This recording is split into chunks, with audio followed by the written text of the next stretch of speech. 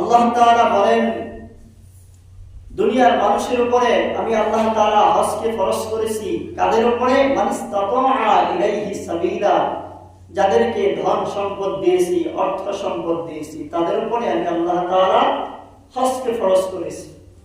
এবার আসেন 2 নম্বরে, হজ কয়বার ফরজ?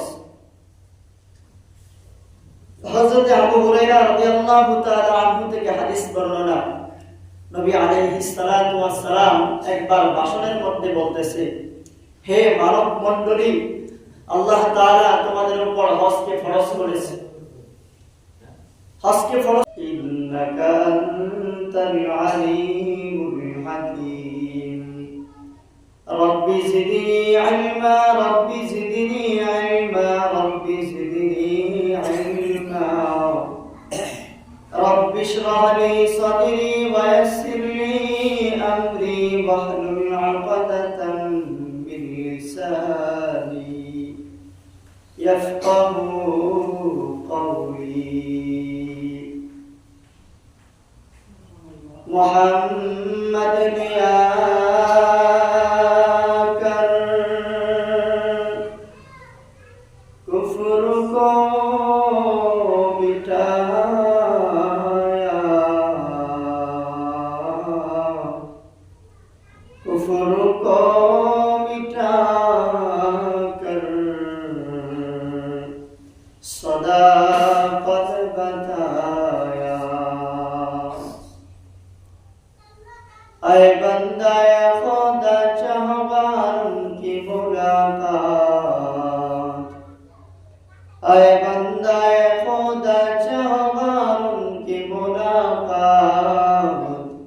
जल्दी से आ बैठे सुनो हजरत की नसीहत, जल्दी से आ बैठे सुनो हजरत की नसीहत। अल्हम्दुलिल्लाह, अल्लाह ताआला दरबारे लाखो कोटी शुक्र ও সুজুদ যে মহামহিয়ান দয়াময় আল্লাহ আজকে পবিত্র জুমার দিন আমাদেরকে মসজিদে আসার বসার তৌফিক দান করেছেন, পাশাপাশি কিছু দ্বীনি কথা শ্রবণ করার মতো সুযোগ করে দিয়েছে। এই জন্য মালিকের দরবারে মালিকের দেওয়া কণ্ঠ দিয়ে উচ্চ আওয়াজে জোরে সরিয়ে বলি আলহামদুলিল্লাহ। আলহামদুলিল্লাহ। সম্মানিত উপস্থিতি, আমি আপনাদের সামনে আজকে যে বিষয়টা নিয়ে আলোচনা করব সেটা হলো হজ সম্পর্কে। আজকের আলোচনা হবে হজ সম্পর্কে। হজ কাদের উপরে ফরজ, হজের ওয়াজিব কয়টা এবং হজের ওয়াজিব কয়টা, কার উপরে হজ ওয়াজিব, এই বিষয় নিয়ে ইনশাআল্লাহ ভাঙ্গাচোরা কিছু কথাবার্তা বলবো ইনশাআল্লাহ। আমি আপনাদের সামনে কোরআন কারীমের একটা আয়াত তেলাওয়াত করেছি।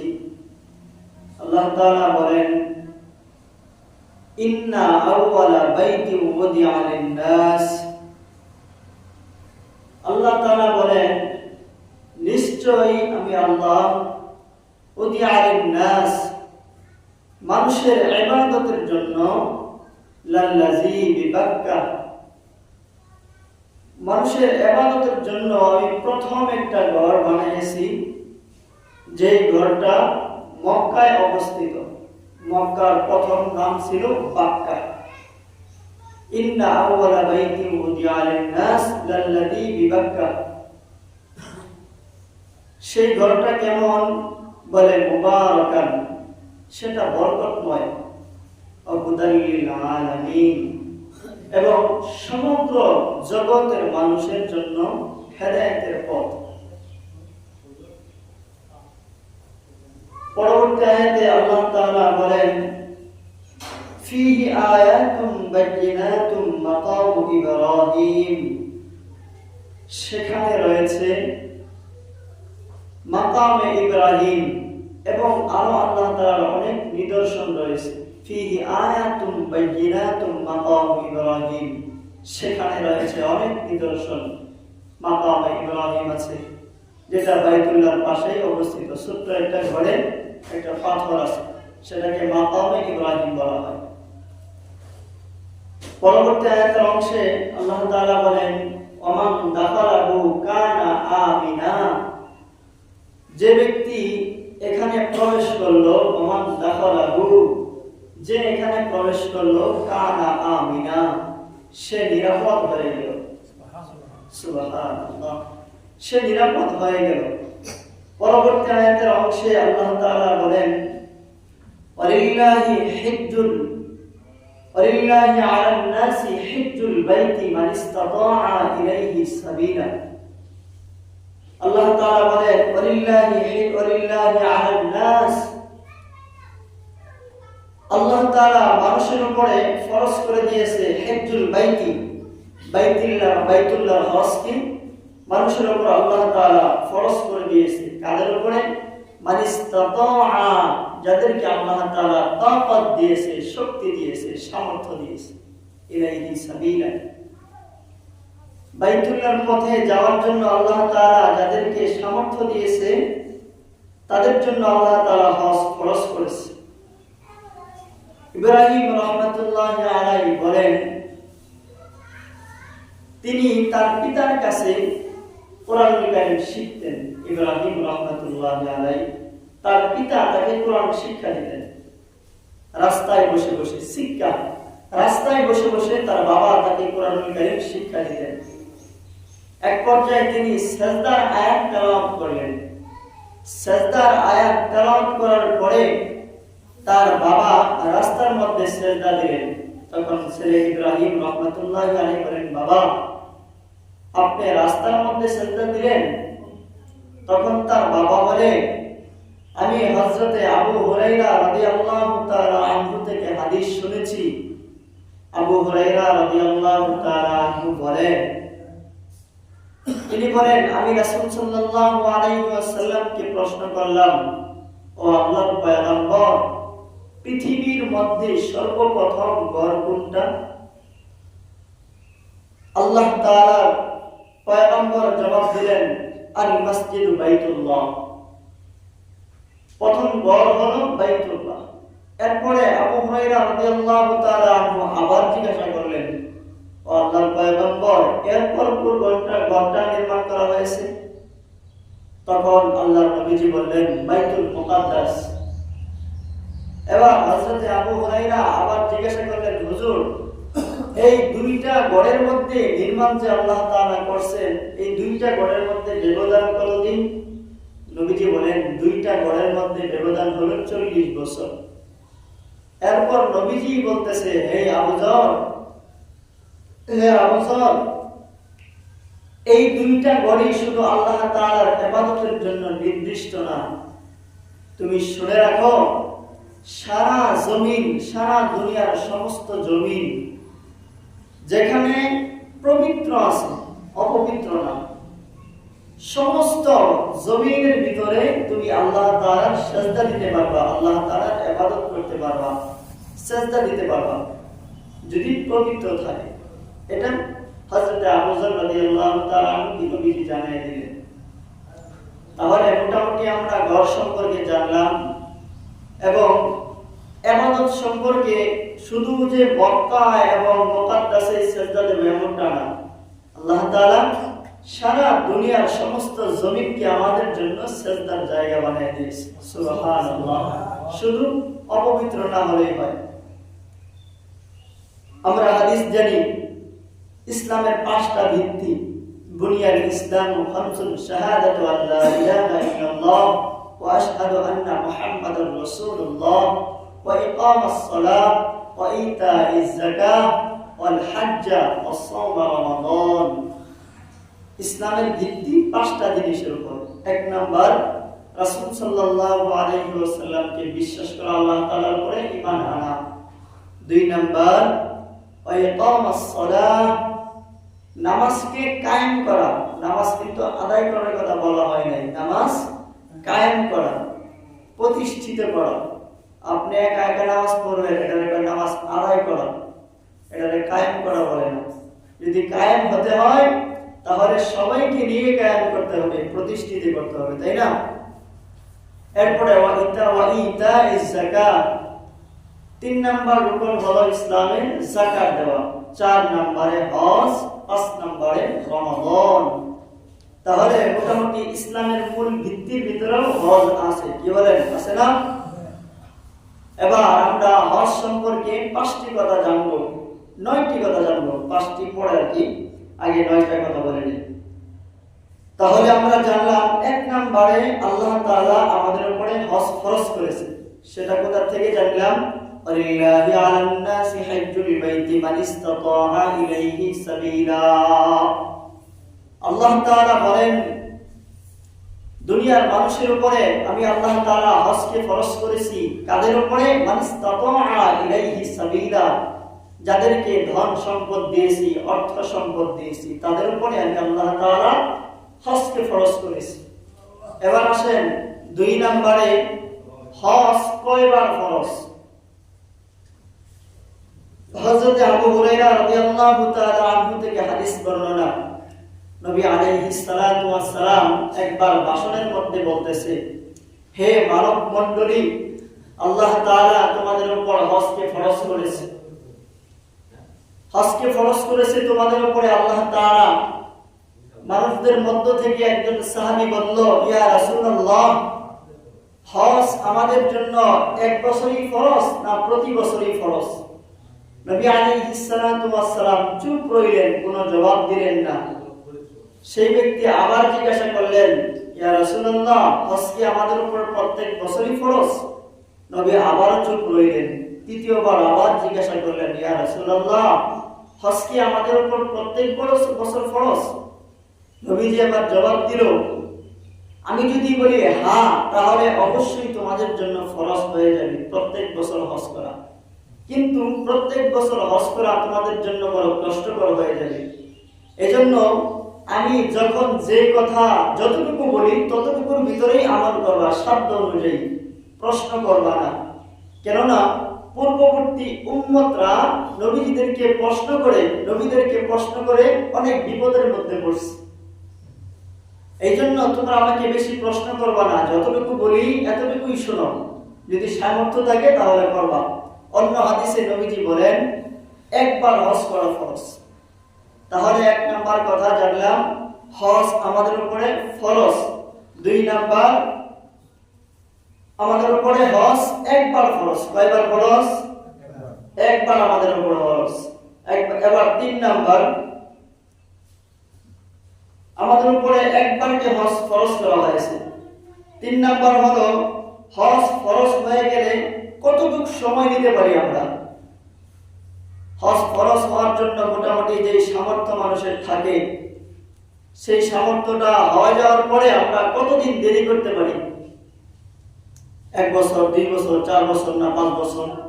দেরি করার একটা সময়সীমা থাকতে পারে না? কিন্তু না, হাদিসের মধ্যে বলা হয়, যত দ্রুত সম্ভব যখন আপনার হজের সামর্থ্য হয়ে যায় তখন সাথে সাথেই হজ করে নাও। কেননা যদি সাথে সাথে হজ না করেন তাহলে আপনি 3টা ক্ষতির মধ্যে পড়তে পারেন। 3টা ক্ষতি কেমন? 1 নাম্বার ক্ষতি, যেই সম্পত্তি আল্লাহ তাআলা আপনার এই বর্তমান অবস্থায় দিয়েছে, হজ করার সামর্থ্য বর্তমান আছে, এমন কি আছে 1 বছর পরে এই সম্পত্তি নাও থাকতে পারে। কি বলেন, এমন হতে পারে না? 2 নাম্বার, এমনও হতে পারে এবছর আপনি সুস্থ স্বাস্থ্যবান, কিন্তু আগামী বছর আপনি অসুস্থ হয়ে যেতে পারেন। আপনি প্যারালাইসিসের রোগী হয়ে যেতে পারেন, ব্রেন স্ট্রোক করতে পারেন, বিভিন্ন রোগ হতে পারে, আপনার দ্বারা হজে যাওয়া আর সম্ভব হয়ে উঠবে না। 3 নাম্বার, আগামী বছর এমনও হতে পারে আল্লাহ তাআলা না করুক কোনো আযাবের কারণে, কোনো গজবের কারণে হজ বাংলাদেশ থেকে বন্ধ, 2, 4, 5 বছর হজ করা বন্ধ। এমন হয় নাই করোনার ভিতরে? 2-3 বছর হজ বন্ধ করে দিচ্ছে। তো এই যে একটা ক্ষতি, 3টা ক্ষতির ভিতরে আপনি পড়ে যাবেন। যদি আমরা দ্রুত হজ করে না ফেলি তাহলে আমরা এই 3টা ক্ষতির ভিতরে পড়ে যাব। এবার আসেন 4 নাম্বার আমরা শুনি, হজ কতদিন দেরি করে করতে পারি? আবু সাঈদ খুদরি রাদিয়াল্লাহু তাআলা আনহু বলেন, রাসূল সাল্লাল্লাহু আলাইহি ওয়াসাল্লাম বলেন, এটা হাদিসে কুদসি। আল্লাহ তাআলা বলেন, কাউকে আমি সম্পদ দিয়েছি, অর্থ সম্পদ দিয়েছি, হজ করার মতো অর্থ সম্পদ দিয়েছি। একটু পরিষ্কার করি, হজ করার মতো অর্থ সম্পদ কতটুকু? ধরেন আপনি হজে যাবেন, বর্তমান হজের খরচ মোটামুটি 6 থেকে 7 লাখ টাকা। এই 7 লাখ টাকা আপনার আছে। পাশাপাশি আপনার ফ্যামিলি 1.5 মাস চলতে গেলে মোটামুটি 20-30 হাজার বা 40 হাজার টাকার প্রয়োজন হতে পারে। আপনার ফ্যামিলি চলার মতো টাকা আছে। আপনি যদি হজে চলে যান তাহলে ফ্যামিলি কোনো অভাব অনটনে পড়বে না। এতটুকু টাকা যদি আপনার থাকে, হজে যাওয়ার, আসা যাওয়ার ভাড়া, হজের সমস্ত খরচ বহন, পাশাপাশি ফ্যামিলির সমস্ত খরচ বহন 1.5 মাসের জন্য মোটামুটি যে কয়েকদিন হজ করতে লাগে, এই কয়েকদিনের টাকা পয়সা যদি আপনার থাকে তাহলে আপনার উপর হজ খরচ। এবার আপনারা হিসাব করবেন। আমি তো আর হিসাব দিতে পারবো না, ফ্যামিলি অনুযায়ী খরচ হয়, তাই না? কারো 20-30 হাজারও লাগে মাসে, আবার কারো 50 হাজারও হয় না। আমার এক মুসল্লি আছিল, আমি 40 হাজার টাকা বাড়াই দিতাম। ঢাকা শহরে এমনই হয়, 40 হাজার 30 হাজার দানমন্ডি থাকতে গেলে এমনই ভালো লাগে। তো তাদের ব্যাপারটা অন্যরকম। তো আপনাদের যদি ফ্যামিলিদেরকে খরচ দেওয়ার পরে হজে যাওয়ার মতো সমস্ত খরচ থাকে তাহলে আপনার উপরে হজ এখন খরচ। হিসাব করে দেখবেন কার কার উপরে হজ খরচ। তাহলে হাদিসে কুদসিতে আল্লাহ তাআলা বলেন, আমি কাউকে সম্পদ দিয়েছি, শরীরে শক্তি দিয়েছি, অসুস্থতা দেই নাই, তার তাকাত আছে, শক্তি আছে, সামর্থ্য আছে, 1 বছর যায় নাই। পরের বছর আমি আল্লাহ তাআলা সামর্থ্য দিয়েছি, শক্তি দিয়েছি, সুস্থতা দান করছি, দ্বিতীয় বছরও যায় নাই। তৃতীয় বছর আমি আল্লাহ তাআলা তাকে শক্তি দিয়েছি, সামর্থ্য দিয়েছি, তারপরও যায় নাই। চতুর্থ বছর সামর্থ্য দিয়েছি, শক্তি দিয়েছি, তারপরও যায় নাই। পঞ্চম বছর শক্তি দিলাম, সামর্থ্য দিলাম, তারপরেও গেল না। আল্লাহ তাআলা বলেন, মাহরুম, এই ব্যক্তিটা মাহরুম হয়ে যেতে পারে। এটা আল্লাহ তাআলা ডাইরেক্ট বলেন, নাউজুবিল্লাহ বলবেন না? আল্লাহ তাআলা বলতেছে এই ব্যক্তিটা মাহরুম হয়ে যাবে, মাহরুম হয়ে যেতে পারে, ডাইরেক্ট আল্লাহ তাআলা বলতেছে। তাহলে হজ যাদের ফরজ হয়ে গেছে 1 বছর, 2 বছর, এভাবে 5 বছর অতিক্রম হয়ে গেছে, আল্লাহ না করুক সে মাহরুম হয়ে যেতে পারে। এবার হজ সম্পর্কে 4 নাম্বার বিষয় আমরা জানি। আব্দুল্লাহ ইবনে ওমর রাদিয়াল্লাহু তাআলা আনহু থেকে হাদিস বর্ণনা, তিনি বলেন, তোমরা হজ এবং উমরা পালন করো। নবী আলাইহিস সালাতু ওয়াস সালাম থেকে হাদিস বর্ণনা করেন, তোমরা হজ এবং উমরা পালন করো। কেননা অতীতে 2 বার কাবা ধ্বংস করা হয়েছে, তৃতীয়বার যদি আবার কাবা ধ্বংস করা হয় তাহলে এই কাবা আর থাকবে না, আল্লাহ তাআলা উঠিয়ে নেবে। অতএব তোমরা হজ এবং উমরা পালন করো, এর বরকত হাসিল করো। তোমরা হজ পালন করো, উমরা পালন করো, এর বরকত হাসিল করো। এবার 6 নম্বরে আব্দুল্লাহ ইবনে আব্বাস রাদিয়াল্লাহু তাআলা আনহু থেকে হাদিস বর্ণনা, অনেক সময় মানুষ বেশি তাকওয়া দেখায়, অনেক টাকা পয়সার মালিক, কিন্তু সে চিন্তা করে আমি হজে যাব, এমনিই তো আল্লাহ তাআলার পথে ইবাদত করি, সারাদিন জিকিরের মধ্যে থাকি, আমার মধ্যে দুনিয়াবি কিছু নাই, জঙ্গলের ভিতরে যে ইবাদত করে, এই বিভিন্ন কাহিনী, মানে খুব ক্ষুধা বিরু, সারাদিন মসজিদের কোনায় বসে বসে তাসবিহ জপে, তাহাজ্জুদ ছাড়ে না, নফল ছাড়ে না, মুস্তাহাব ছাড়ে না, কোনো আমলই সে ছাড়ে না, কিন্তু তার উপর হজ ফরজ হয়ে রয়েছে, অতি ভক্তি, সূরা লক্ষণ, অনেক টাকা পয়সার মালিক, কিন্তু হজে যাইব না, আল্লাহ তাআলার উপর তাকওয়া করে রয়েছে, ওইখানে না গেলে তো চলবো, এখানে সিজদা দিলে তো সিজদা হয়, এটাও তো আল্লাহ তাআলার ঘড়ি। এই একটা চিন্তা ভাবনা নিয়ে বসে থাকে। আবার অনেকে চিন্তা করে কি যে হজে গেলে ছবি তুলতে হইব, এটা একটা চিন্তা অনেকে থাকতে পারে, যে হজে যাবো আমার ছবি তুলতে হইব, কত কিছু করতে হইব, না না এটা করবো না, এটা আল্লাহ তাআলা নিষেধ করছে। অথচ নবীজি হাদিসের মধ্যে বলেছে, ক্বালা রাসূলুল্লাহ সাল্লাল্লাহু আলাইহি ওয়াসাল্লাম, লা যারুরাতা ফিল ইসলাম, ইসলামের মধ্যে সন্ন্যাসবাদিতা কোনো কিছু নাই। আপনি বৈরাগ্যপনা করবেন, একবারে ক্ষুধা বিরু, খুব আল্লাহওয়ালা, কিন্তু হজে যাবেন না, এটা হইব না। আল্লাহ তাআলা আপনার উপর হজ ফরজ করছে, আপনি এখন ইবাদতে বসে থাকলে কাম হইব না, আপনার হজ করতেই হবে। আবার 7 নম্বরে জাবের ইবনে আব্দুল্লাহ রাদিয়াল্লাহু তাআলা আনহু থেকে বর্ণনা, রাসূল সাল্লাল্লাহু আলাইহি ওয়াসাল্লাম একদিন উটের উপরে বসা, উটের উপরে বসে বসে রাসূল সাল্লাল্লাহু আলাইহি ওয়াসাল্লাম কঙ্কর নিক্ষেপ করতেছে, পাথর নিক্ষেপ করতেছে হজের মৌসুমে। তখন সাহাবীদেরকে ডাক দিয়ে বলে, ও আমার সাহাবারা, তোমরা আমার থেকে হজের নিয়ম কানুন শিখে নাও। এটা আমরাও শিখে নেব সুযোগ পাইলে, বিভিন্ন সময় বিভিন্ন ওলামায়ে কেরামের কাছ থেকে যাদের উপর হজ ফরজ হয়েছে আমরা শিখে নেব। তো নবীজি বলেন, আমার কাছ থেকে তোমরা হজ সম্পর্কে নিয়ম কানুন শিখে নাও, কেননা এমনও হতে পারে আগামী বছর আমার ধারণা আমি হয়তো দুনিয়ায় থাকবো না। নবীজি পরের বছর দুনিয়াতে আর ছিলেন না, তিনি ওটাই শেষ হজ করেছিলেন। এই জন্য আমাদের হজের নিয়ম কানুন গুলো শিখা। 8 নম্বরে হজের ভিতরে 3টা কাজ করা যাবে না। কয়টা কাজ করা যাবে না? আল্লাহ তাআলা কোরআনের মধ্যে বলেন, ফাইন ফারদ আলান নাস। 1 নাম্বার, মানুষ যখন হজ করতে যায় তখন তারা অশ্লীল কাজ করতে পারবে না।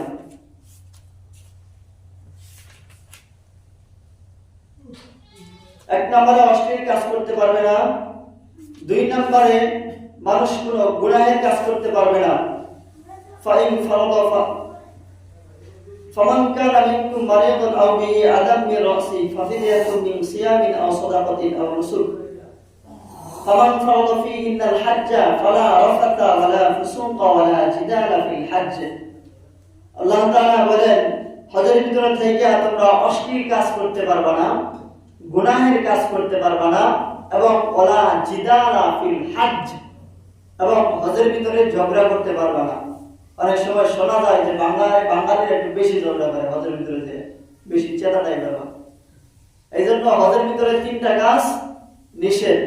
1 নম্বরে অশ্লীল কোনো কাজ করা যাবে না, গুনাহের কোনো কাজ করা যাবে না। 3 নাম্বার, কোনো ঝগড়া করা যাবে না, হজের ভিতরে থেকে ঝগড়া করা যাবে না। এটা গেল 8 নাম্বার। 9 নাম্বার, হজ্জের তামাত্তু, উত্তম হজ। হজ্জের তামাত্তু কাকে বলা হয়? হজ্জের তামাত্তু হলো, এই যে আমাদের হজের মাস চলতেছে, আল হাজ্জু আশহুরুম মা'লুমাত ফামান ফারাদা ফীহিন্নাল হজ্জ। নির্দিষ্ট সময়ে আল্লাহ তাআলা যে হজটা দিয়েছে, এখন জিলহজ মাসে হজের সময়, জিলকদ জিলহজ, এখানে এই সময় হজের সময়। তো এই সময় যারা আগে ভাগে চলে যায় তাদের জন্য হজ্জের তামাত্তুটা করা সহজ হয়। এবার বুঝেন হজ্জের তামাত্তু কাকে বলা হয়। হজ্জের তামাত্তু হলো যাওয়ার পরে প্রথমে উমরা করা, উমরা কইরা এরপরে আবার নতুন কইরা ইহরাম বাইরা হজের জন্য প্রস্তুতি নেওয়া, এটাকে বলা হয় হজ্জের তামাত্তু। আর এই হজটাকে উত্তম বলা হয়েছে। তো এই জন্য আমরা হজের যে সমস্ত কথাগুলো শুনলাম ইনশাআল্লাহ আমরা আমল করার চেষ্টা করব। এবার শুনি আল্লাহ তাআলা কাদের উপরে হজকে ওয়াজিব করেছে। হজের ওয়াজিব কার উপরে ওয়াজিব? 8 প্রকার মানুষ, যার ভিতরে 7টা গুণ থাকবে। 8 নাম্বারটা মহিলাদের ক্ষেত্রে। তো 7টা কি কি? 1 নাম্বার মুসলমান হওয়া, 2 নম্বরে স্বাধীন হওয়া, 3 নম্বরে প্রাপ্তবয়স্ক হওয়া, 4 নম্বরে জ্ঞান সম্পন্ন হওয়া, 5 নম্বরে সম্পূর্ণ সুস্থ হওয়া, 6 নম্বরে সংসারের নিত্য প্রয়োজনীয় খরচ থাকা, হজের সময় সংসারের নিত্য প্রয়োজনীয় খরচগুলো থাকা, 7 নম্বরে হজের রাস্তা নিরাপদ হওয়া। এই 7টা জিনিস যদি কমপ্লিট হয়ে যায় তাহলে তার উপরে হজ ওয়াজিব। 8 নাম্বার মহিলাদের ক্ষেত্রে। 8 নাম্বারটা হলো, কোন মহিলা যদি হজে যায় তাহলে শর্ত হলো তার সাথে মাহরাম পুরুষ থাকা।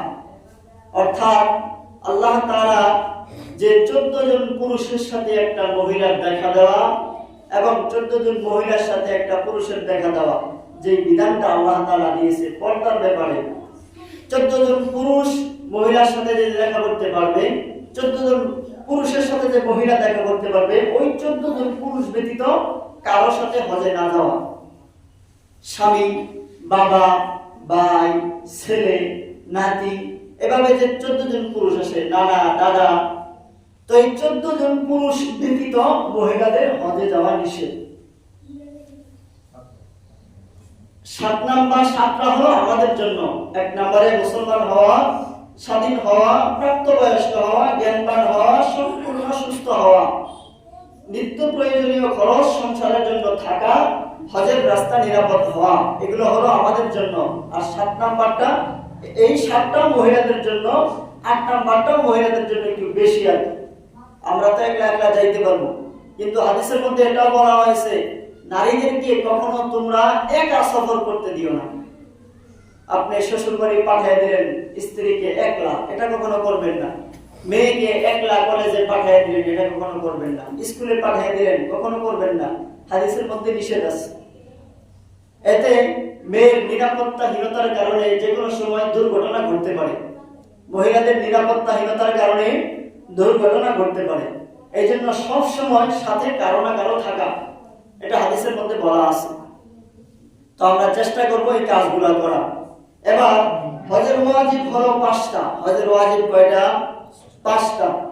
মুজদালিফায় অবস্থান করা, 2 নাম্বার সাফা মারওয়া সাই করা, 3 নাম্বার কঙ্কর নিক্ষেপ করা, 5 নাম্বার 4 নাম্বার মাথা মুন্ডন করা, 5 নাম্বার বিদায়ী তাওয়াফ করা। তো এই মোটামুটি আমরা হজ সম্পর্কে টুকটাক কিছু কথাবার্তা শুনলাম। আগামী জুমায় ইনশাআল্লাহ হজ করার যে ফজিলত, হজ করার কারণে আল্লাহ তাআলা আমাদের কি লাভ রাখছে, হজ করলে কি হবে, মোটামুটি সোজা কথা হজের ফজিলত সম্পর্কে আগামী জুমায় কিছু কথা হবে ইনশাআল্লাহ। আমরা আগে চলে আসব। যদি আগে না আসি তাহলে শুরু থেকে শেষ পর্যন্ত কি হয় কিছু বুঝতে পারি না। যারা আগে বসছেন মোটামুটি হজ সম্পর্কে একটা আইডিয়া হয়েছে। যাদের হজ, কাদের উপরে হজ ফরজ হয়েছে, কোন হজ ফরজ হওয়ার পরে কতদিন থাকতে পারবেন বাড়িতে বসে? কি বলেন, থাকতে পারবেন? হজ ফরজ হওয়ার পরে বাড়িতে বসার সুযোগ আছে নি? নাই। 1 বছর বসে থাকার সুযোগ নেই। যদি কেউ এভাবে 5 বছর নষ্ট করে তাহলে সে মাহরুম হয়ে যাবে, আল্লাহ তাআলা বলছে। এটা হাদিসে কুদসির মধ্যে আছে। এই জন্য আমরা হিসাব মিলাই দেখবো কাদের উপরে হজ ফরজ, চিন্তা ভাবনা করে দেখবো কাদের উপরে হজ ফরজ হয়ে বসে আছে। এই জন্যই দেখবেন মাঝে দেখবেন অনেক মানুষ কোটি টাকার মালিক, হয়তো আল্লাহ তাআলা তাদেরকে মাহরুম করেই দিয়েছেন, আল্লাহ তাআলা মাফ করুক। না হয়তো কোটি টাকার সম্পদ, 10 তলা 5 তলা বিল্ডিং এর মালিক, এখনো মনের ভিতরে জাগে না যে হজ কি জিনিস, করতে মন চায় না। অথচ কত মানুষ কান্না করে চোখের পানি ফেলায় হজে যাওয়ার জন্য, সামর্থ্য নাই। আপনারা হয়তো যারা বিভিন্ন নেট চালান বা টিভি দেখেন, অনেক সময় খবরটা প্রচার হতে পারে বা দেখছেন, এক লোক, আমার জানা নাই এই মুহূর্তে খেয়াল আসতেছে না, এক মুরব্বী প্রায় 40 বছর যাবত রোজা রাখতেছে। এখনো সে রোজা রাখে, 40 বছর যাবত রোজা রাখে, প্রতিদিন রোজা রাখে, সারা বছর রোজা রাখে। এভাবে সে চলতেছে এবং কাজও করতেছে। এই খবরটা নিউজে যাওয়ার পরে কোন এক কোম্পানি এই লোকটাকে দেখার পর তার ভিতরে একটা মায়া আছে, আর এই মুরব্বীর ভিতরে একটা তামান্না ছিল আমি হজে যাব। তো এই 40 বছর রোজা রাখছে, গরিব মানুষ। আল্লাহ তাআলা কোন এক কোম্পানির মাধ্যমে আল্লাহ তাআলা তাকে হজে নিয়ে গেছে। সুবহানাল্লাহ। এই জন্য আমাদের যদি দিলে তামান্না থাকে, চোখে অশ্রু ঝরায়, যে কোনো পাইলে আল্লাহ তাআলা আমাদেরকে হজে নেবেন, সমস্যা নাই। আল্লাহ তাআলা চাইলে সম্ভব, বান্দা চাইলে সম্ভব না, আল্লাহ তাআলা চাইলে সম্ভব। আপনি যদি চান এই বিল্ডিং কাঁদলে ঘুরবেন, পারবেন না। যদি আল্লাহ কয় এই বিল্ডিং আমি তোরে কাঁদলে ঘুরাবো, সম্ভব। এই জন্য সবসময় আমরা হজের প্রতি তামান্না রাখবো এবং হজে যাওয়ার জন্য মনে আকাঙ্ক্ষা রাখবো। পাশাপাশি আমরা হিসাব করে দেখবো আমাদের ধন সম্পদ কি পর্যন্ত আল্লাহ তাআলা দিয়েছে। এই ধন সম্পত্তির উপরে হিসাব করে দেখবো আমাদের হজে যাওয়ার উপযুক্ত হয়েছে কিনা। আমরা যদি হজে যাওয়ার উপযুক্ত হই তাহলে ইনশাআল্লাহ আগামী বছরই হজে চলে যাব। না হয়তো কখন আল্লাহ তাআলা আপনাকে অসুস্থতা দিয়ে থাকে, কখন আপনি অসুস্থ হয়ে যান, কখন আপনার ধন সম্পদ চলে যায়, কখন হজের নিষেধাজ্ঞা চলে আসে বলা যায় না। তখন তো আফসোস করা ছাড়া কোনো গতি থাকবে না। আর আল্লাহ তাআলার কাছেই বা কি জবাব দিবেন। এই জন্য